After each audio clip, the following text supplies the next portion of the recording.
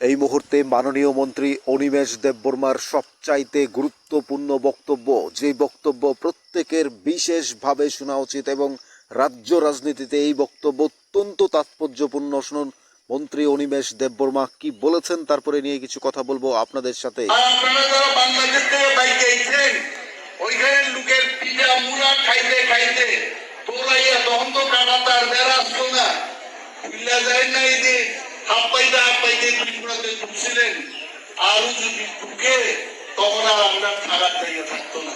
কে আছে কেন চাকরির অভাব, কেন আজকে চাল ডালের অভাব, কেন আজকে এত দ্রব্য মূল্য বৃদ্ধি, কেন আজকে আরো পরস্পরের জমির দাম এত বেশি?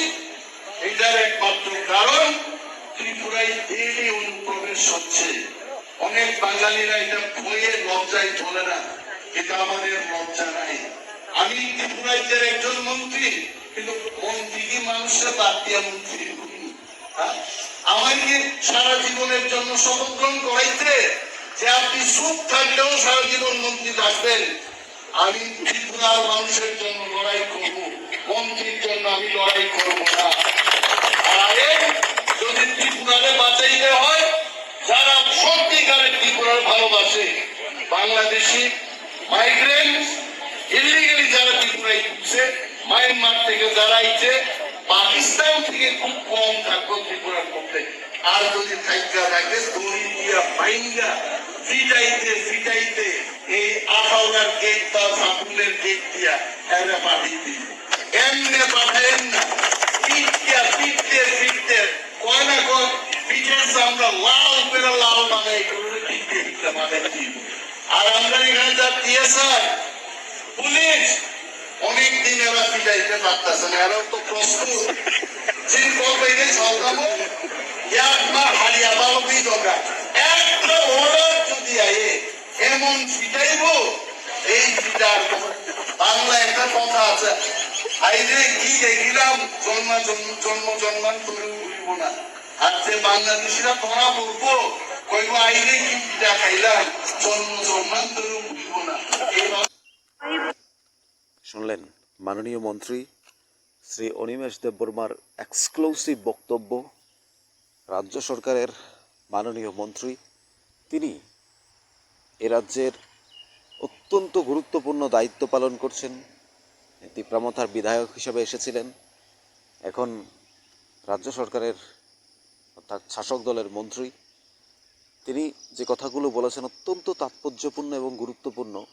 সরকারের মাননীয় মুখ্যমন্ত্রী প্রফেসর ডক্টর মানিক সাহা সহ প্রত্যেকের কাছে আবেদন জানিয়েছেন, এ রাজ্যে দ্রব্যমূল্য বৃদ্ধি, এ রাজ্যের জায়গা জমি জনসংখ্যা বৃদ্ধি, রাজ্যের সন্ত্রাস জঙ্গি যাই হচ্ছে, সব কিছু চুরি, এগুলোর জন্য দায়ী হচ্ছে বাংলাদেশি, অবৈধ বাংলাদেশিরা। তারা এ রাজ্যে এসে এ রাজ্যের কখনো গরু চুরি, বিভিন্ন জায়গা থেকে চুরি সামগ্রী এবং খুন সন্ত্রাস সবের সঙ্গে জড়িত এই বাংলাদেশিরা। এই অবৈধদের বের করে দেওয়া উচিত। মাননীয় মন্ত্রী অনিমেষ দেববর্মার এই বক্তব্য অত্যন্ত তাৎপর্যপূর্ণ, কারণ এই বাংলাদেশিরা অবৈধভাবে অনুপ্রবেশ করছে। প্রতিদিন এই ধরা পড়ছে কিভাবে অনুপ্রবেশ করে ভারতে আসছে ভারতীয় দালালদের মাধ্যমে। তারা কারা? তাদেরকে ধরছে পুলিশ, শাস্তিও দিচ্ছে, কিন্তু তারপরেও ঠিক হচ্ছে না কেন? এই অপদার্থদের জন্য আমাদের দেশটা শেষ হয়ে যাচ্ছে।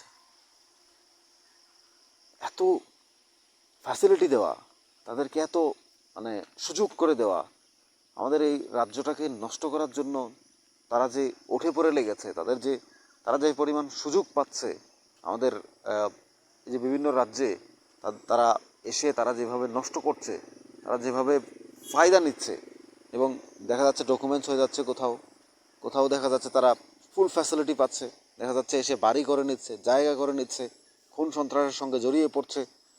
এই যে তাদেরকে সুযোগ করে দেওয়া, একটা দেশের সব কিছু নষ্ট করা।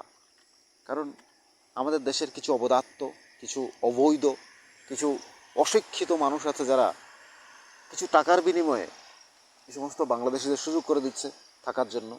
আর তার ফলে দেশটা ধীরে ধীরে ধীরে ধীরে সন্ত্রাস, খুনি, ডাকাত, চোরে ভরে যাচ্ছে এই সব বাংলাদেশি। অর্থাৎ এগুলোকে কোনোভাবে যেন প্রশ্রয় দেওয়া না হয়, এগুলোকে যেন দেশ থেকে বের করা হয়, পুলিশ এবং টিএসআর দিয়ে পেটাতে পেটাতে যেন আখাউড়া গেট দিয়ে বের করে দেওয়া হয়, সেই কথাই মাননীয় মন্ত্রী অনিমেষ দেববর্মা বলছেন।